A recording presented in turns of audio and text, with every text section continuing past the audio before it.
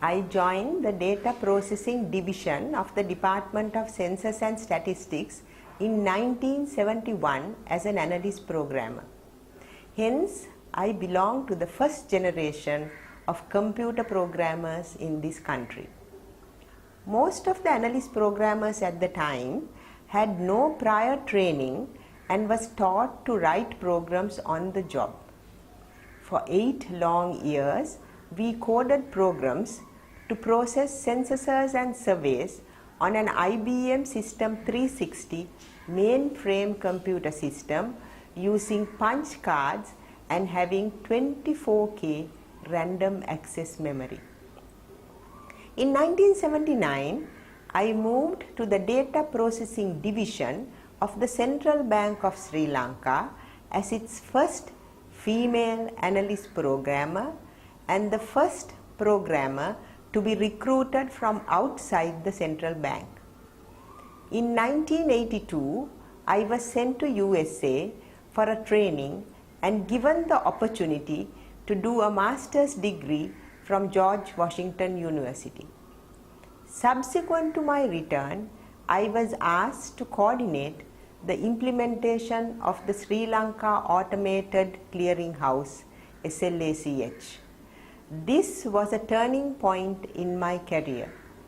I was sent to Singapore for training, where I learnt about the implementation of automated check clearing and all the developments that naturally followed its implementation. In 1988, we implemented the Sri Lanka Automated Clearinghouse and I was appointed its manager, in which post I functioned until 1994. In 1993, we implemented the Sri Lanka Interbank Payment System SLIPS. This was a very useful project for low-value bulk payments and has been enhanced to suit the current environment.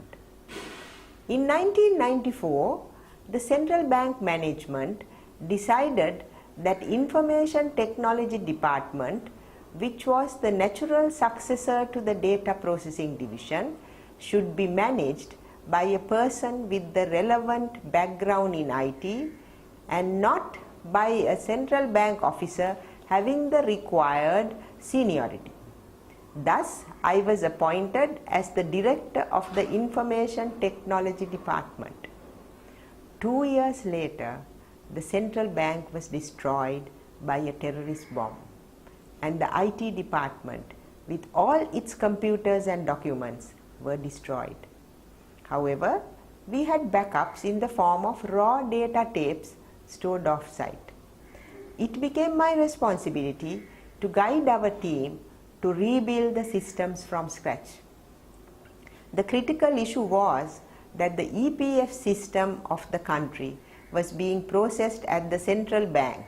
It is with pride that I note that the IT department staff worked night and day, and we had new computers at a new location running an entirely new application and successfully processing EPF data within 6 months of the disaster.